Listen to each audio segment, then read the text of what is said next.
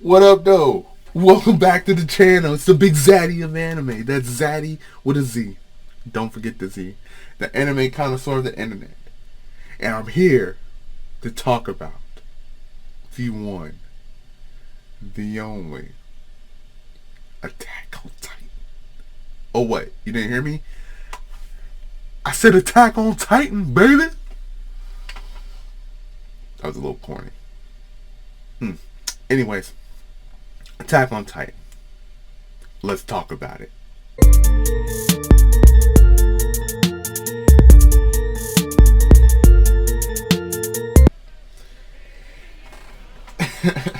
So, Attack on Titan. I did a season 1 review with my man Mr. Red. You can find it right here. And me and Mr. Red, we kind of just talked about the first season.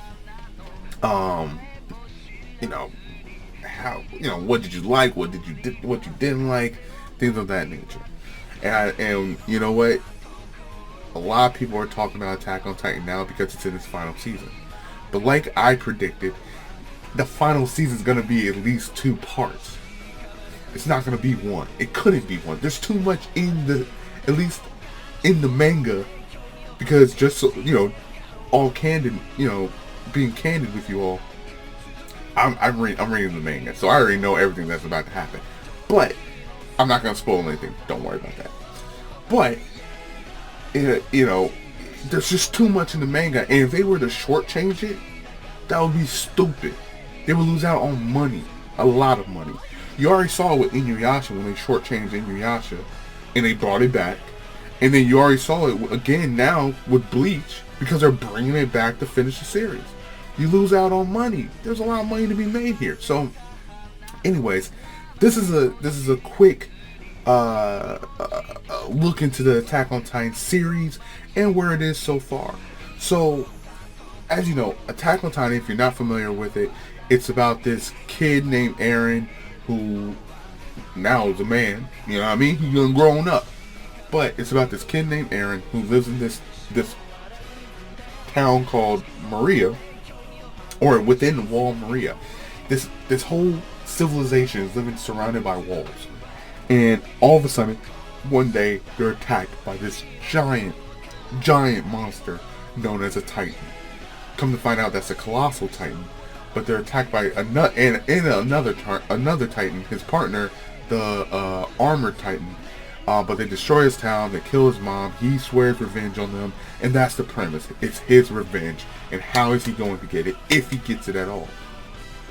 Season 1 of Attack on Titan was just an introduction to Eren, Mikasa, Armin in the Titan world, and the key players, Levi, a lot of different players in the game. Season 2, which in my opinion is the best season so far, is a season of mystery. A lot of questions were asked. A lot of questions you asked, whether it was them in their own world asking those questions, or whether it was you as a viewer asking those questions and wondering what's happening. Season 2 was a season of mystery. Season 3 was where you get those answers, and it's laid out before you, everything. All the answers are given to you in season 3, which is actually, season 3 is actually a 2-part series. So there's the first part and the second part. Some people think it's just one, and you can always think of it as one season, but either way, it was a 2-part series where it was episodes 1 through 13 and then 13 to 24 or something like that. Season 4 is where everything comes full circle, right? Everything comes full circle, and now, hold on, spoiler alert.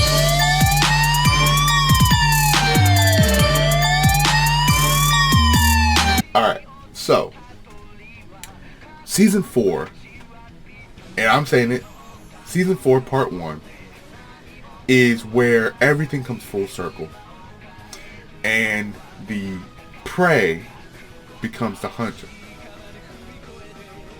You see the reverse now happening to the other side. And just so you have a full picture of it, basically you come to find out that these Titans that were destroying this city, they're these this, where Eren and Mikasa and Armin were living in their whole entire life, who was killing people. They're actually human beings from this other place across the sea called Marley, and they were sent over there, sent over to the island where Eren and Mikasa live, called Paradise Island or Paradise Island, however you want to pronounce it, as a punishment, and turned into Titans by this liquid. You come to find out that this started ages ago with the first Titan. Apparently the Titan race in Marley, the story is that they committed genocide. They tried to put everybody down, and all of a sudden, when the king of Paradise Island, he left Marley. So he was in Marley, he left Marley, he decided to try to protect his people, the Eldian people. That's what the Titan race is called, the Eldian race. By enclosing them in a circle, he used the threat of the rumbling to keep everyone away from the island.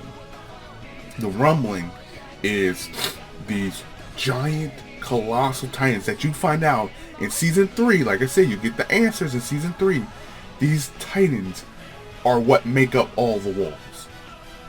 Hundreds upon thousands of titans are in these walls, and if they ever are released, they'll flatten the world. At least that's the idea. They'll just walk across the world and flatten it. That's the fear of the rumbling. So the king of Paradise Island used the rumbling as a threat. The king, you come to find out that the king, the reason why he's the king of the Eldian people is because he houses the founding Titan, the first Titan ever, who has this ability to, one, control and wipe people's minds, to command Titans.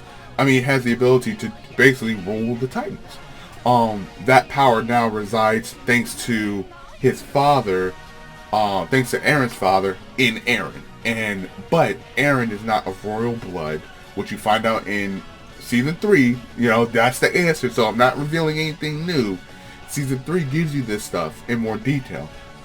But you find out that you can't really use or be controlled by the founding Titan if you're not of royal blood as well.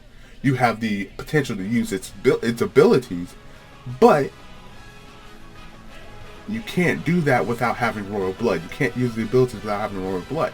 So you come to find out that one of the Titans was the former wife of Eren's father, who gave birth to Zeke, an enemy in Marley, who is revealed in season 3.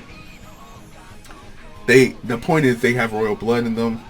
If they make contact, if Eren and a person of royal blood make contact, Eren is able to control and tap into the powers of the founding Titan. The point is that Eren and his friends, Mikasa, Jean, Armin, the Survey Corps, which is the corps in the first season that was fighting all the Titans, they explore the world. They're not bound. They want freedom. They search for freedom. They search for the world outside, and they want to bring it to everybody. Well, they traveled overseas to get the lay of the land. They went undercover and got the lay of the land. Come to find out, they're looking for Eren, who took it upon himself to go over there.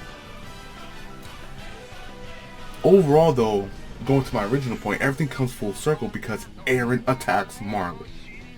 The Titans attack Marley, and now it's a big battle in the beginning. The first 5 seasons, the first episode, you get to find out about how life is over in Marley. It's kind of like its own new world at first. You're like, what is happening? Is this the same series? But then you see the armored Titan, you see everything going on. You're like, where the fuck are they? And then you come to find out it's Marley, and so then you find out Eren has been plotting and scheming with Zeke, the enemy from season 3. His brother. You find out that's his brother. So, well, half brother. So then, it wasn't until the second to last episode that you find out that Zeke's plan is to basically castrate or make it so that the Eldian race can no longer have children, which would essentially wipe out the Titans after 100 years or so. So that's his plan. You don't find that out until much later in the series for the 4th season, but that's Zeke's ultimate plan. It still isn't revealed what Aaron's plan is. What does Aaron want to do? It's very mysterious because the way things transpire is that you start the final season in Marley. You discover Aaron's there. Aaron's much older. He's cold. That man, ooh, there's the devil in that man. He don't give 2 fucks no more. He's cold-blooded. He might as well be Levi in Titan form, you know what I mean? But my man is cold. He cold-hearted. He don't care no more, man. But he that G. And he talked to Rainer. And he said, listen, you and me, we're no different. I mean, granted, that was right before he wreaked havoc and started eating people and killing innocent people and not giving 2 fucks about who survived. But basically, he obtained the Warhammer Titan, which is your introduction to another of the 9 Titans. You get the Warhammer Titan, you see the Jaw Titan, the I forget the one with the long nose, anyways. But you know, you get to see the different Titans fight. The Beast Titan is there. So, anyways, he goes there, he fucks shit up, and they leave. All the while, you're getting to see these in Marley. You see what's known as the warrior candidates, the new ones, the ones that are coming up to take over for the other Titans in Marley, the other 9 Titans that belong to Marley, like the Armor Titan, the Jaw Titan, things of that nature. You see these candidates, the Beast Titan, are coming up. So particularly these 2 is Falco and Gabby. Those 2 play a big role throughout the series. Particularly in the first one, you hate Gabby, that little girl, alright? Straight like that. No chaser. Because she climbs on board their airship. They do have airships. She kills Sasha. Granted, that's war, right? But you're like, oh, that bitch, y'all better, oh. And then you have Falco, who's trying to take over the Armor Titan. They're both trying to take over for the Armor Titan because Rainer's time is ending.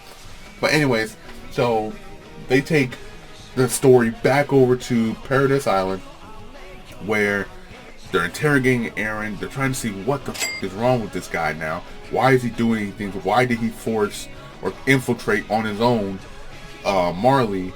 And what is he doing? What is his overall plan here? What's happening? Because they're afraid that Marley is now going to attack, and they're pretty spot on with that. They're gonna come on. Marley's gonna come and attack them. So now it's just a lot of the series is more so in just getting the backstory of Marley and seeing how Aaron has changed, and then you know how he's divided himself from everyone else. You come to find out that he's been working with Zeke. Zeke is on board and now in Paradise Island. He's trying to work with everyone else. However, Levi ain't having it. He's like 100%, I'm finna kill you. My last order from my man Erwin was to kill your ass. I'm finna do it. I don't know when, but I'm finna do it. Let me get that ass. Bring that ass here, boy. Anyways, so a lot of stuff is happening in the final season, but it's nothing. It starts out real. Let me say this. It starts out really at the climax of things, right? Really hits this high point: battles, gore, death, fights, Titan fights, everything, right? And then it goes down to a subtlety. Well, now you're seeing more so the story of Gabby and Falco who are Marlians, trying to make it around. And you're kind of seeing the hatred, the unfounded hatred of the Eldian race. And mind you, Falco and Gabby, they're Eldians too. But the Eldians hate their kind that's on Paradise Island. They're savages. They're the ones who give us a bad name. They're the ones who causing us to be treated poorly. Gabby is seeking to change the way people look at the Eldian people, and she believes that the Eldians on Paradise Island are the ones ruining that goal for her, which is why she wants to be wants to take over for the Armor Titan.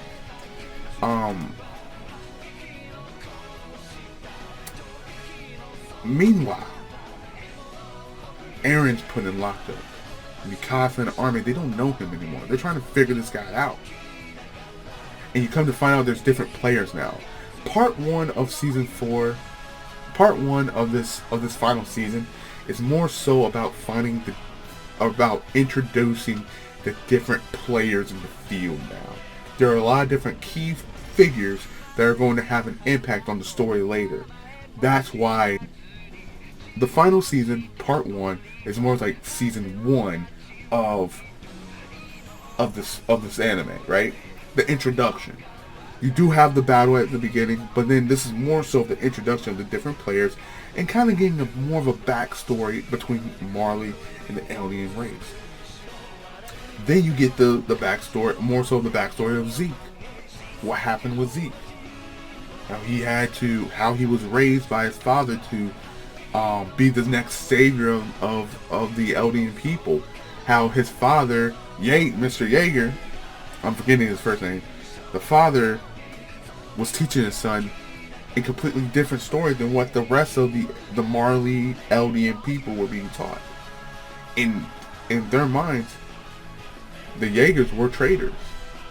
If it ever came out, and you find out Zeke, after he made contact with his predecessor of the Beast Titan, turned his father and mother in, which all comes full circle because that's how his father ends up on Paradise Island, and how Zeke's mother ends up on Paradise Island. And that answers the question of what happened when Aaron and Zeke's, and mind you, Zeke's mother, Mr. Jaeger's former wife, is the Titan that ate Aaron's mother. That Titan was still alive. So that Titan made contact with Aaron, and he was able to activate some of the royal bloods, some of the founding Titans' power, partly the power of command. Now, why is that so?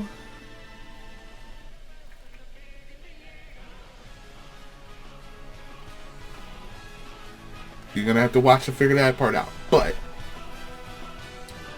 the biggest part is that you get to see history here. It's not as there's enough excitement in the show that you're like, damn. But it really does focus more so on setting up the story for what's to come. And what's to come is fantastic. What's to come is like, right? Anyways, Aaron is trying to get to Zeke. You find out Aaron and Zeke have been in the league. Like I said, they've been in cahoots for a while now since Aaron went over there. You find out Aaron at this time is in agreement with Zeke's plan to euthanize. I don't think euthanize is right. Plan to make it so that the Eldian race can never procreate. So bars. And Aaron is betraying everybody to do this. Aaron is not the same person. He beat the shit out of Armin. I mean, he beat that boy up. But then you find a little bit more about the Ackermans and Mikasa. And you kind of don't like how he's doing it, right? You don't like how he's treating Mikasa. Because that's Bae right there. That's your boo. That's Aaron's boo. And he's doing her dirty, man. So, overall, where it's leaving off is that,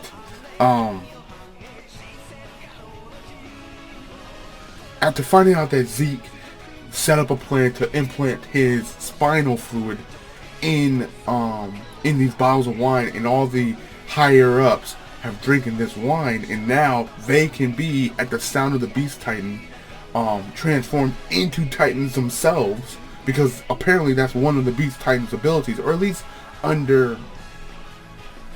It's not really clear if that's just because Zeke, being who he is if that's just a power unique to him, or if that's just that is an actual ability of the Beast Titan. But either way, they set up this big plot to where a lot of the higher ups now can be turned into Titans, if Zeke yells. So now everybody's a hostage. The whole city, the whole wall, all the walls, they're now hostages of Zeke's cry and of Zeke and Aaron's plan. So they have to submit to him.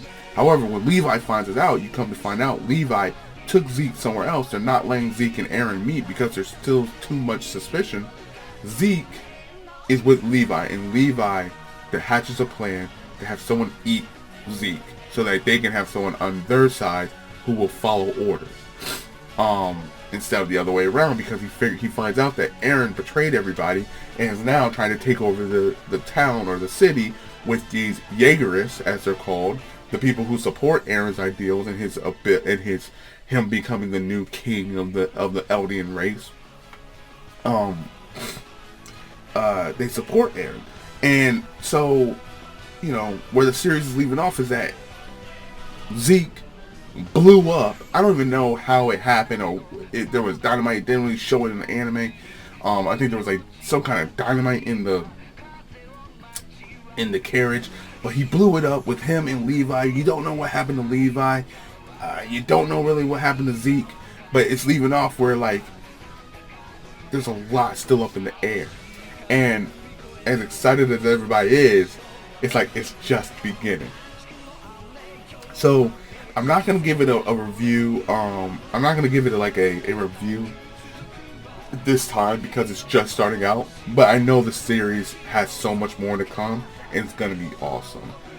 It's worth the watch. Watch season 1, the season of introduction. Season 2, the season of questions. Season 3, part 1 and part 2 is a season of answers. And season 4, part 1 is with all coming full circle, and you see it unfolding in front of your eyes. What's happening. And then I'm predicting this now. This is me foreseeing things. Season 4, the final season, I'll call it the final season, part 2, will be the conclusion of everything. At least I'm predicting it's going to be the conclusion of everything. You never know. They might do a part 3 because it's the final season. It just depends on what gets greenlit to happen or how fast they need to wrap up the series. But anyways, season 4, part 2 is where the plot will be revealed, the full plot will be revealed, and everything will come to a head, and where the series, its story will conclude. And how it will conclude, it's still up in the air. But it's going to be worth the watch. Go check it out. This anime is in classic status. I know it's a 9. I already know it's a 9 because it's never going to be forgotten. Like Death Note, like Dragon Ball Z, it's gonna go on in the history books for everyone to view. Check it out. Attack on Titan the final season, part 1. That's a review. It's the big Zaddy of anime. That's Zaddy with a Z. Don't forget the Z. The anime connoisseur of the internet. And this has been a review of Attack on Titan, the final season, part 1. Peace.